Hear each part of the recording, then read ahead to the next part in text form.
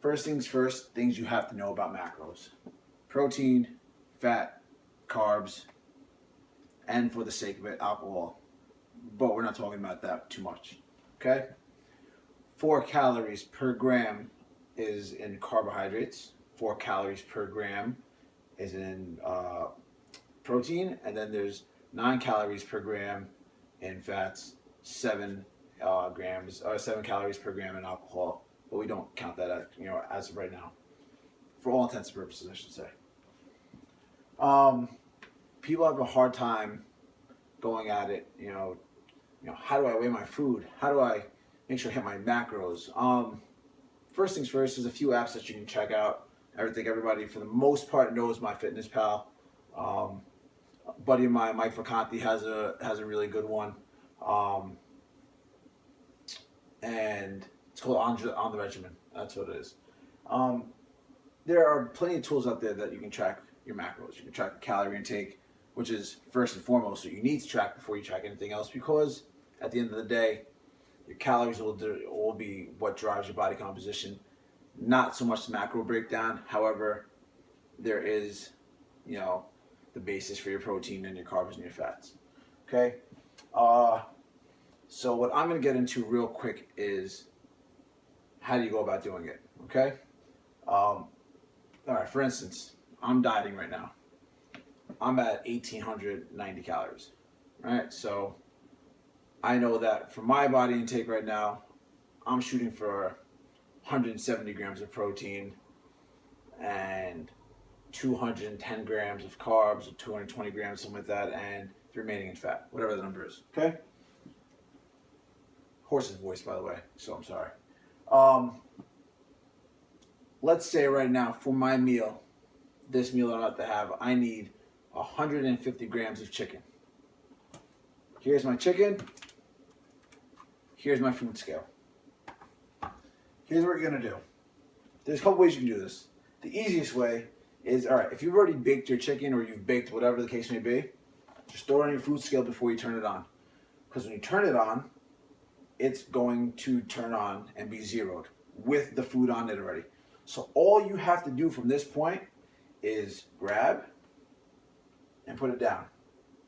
So I don't know if you probably cannot see, but what my scale reads right now with this amount of chicken is 110 grams. Why? Because when I took out the 110 grams, it now subtracts it from the zero. All right.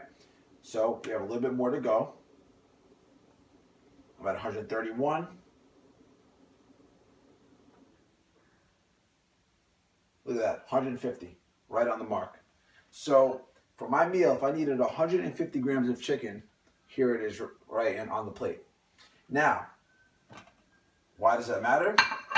Because when you're dieting, you can't just say, oh, I have a handful of chicken and I think I have my numbers. I think I've met my macros. No, there's nothing objective about it. You need objective data, because if you don't have it, you can't take away or add from what you're doing. And you'll never know if you're eating enough or you're eating too much, which tends to be the case. Okay? You can do it with chicken. Okay? Protein powder. We all know protein powder. Everybody, same rules apply. I'm not going to do it, but the scooper's in there. Zero it out. You have your scoop out already so that it doesn't weigh with this. You grab a scooper, take it out, throw it into your shaker bottle. Okay?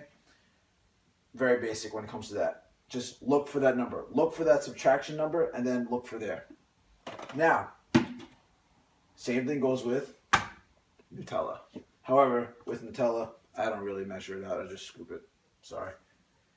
Now, let's say you have an empty plate and you need to put food on there. Same thing. Same rules apply. Now, instead of it being, you zero the plate, and then from there, okay, I need 150 grams of chicken.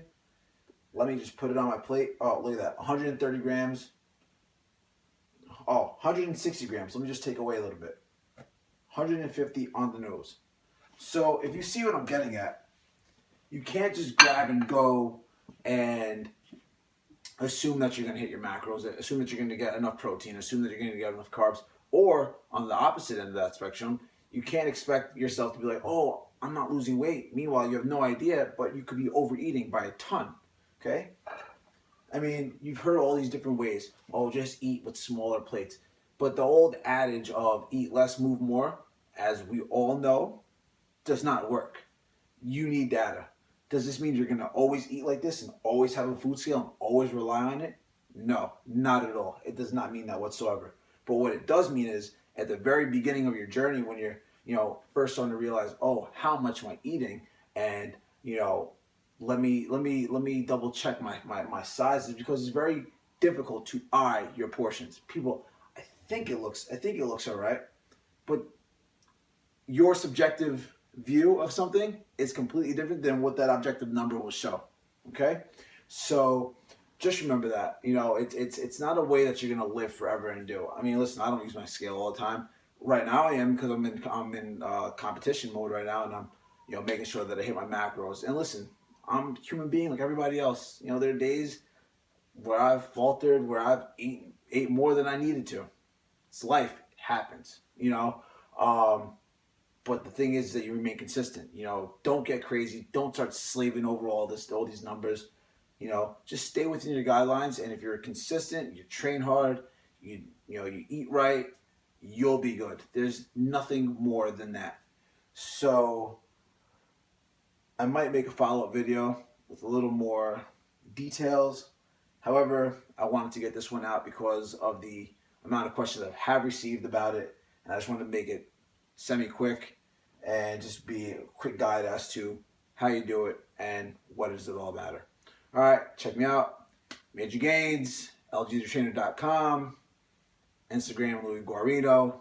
Well, Louis_Guarino. You know where to find me. Peace.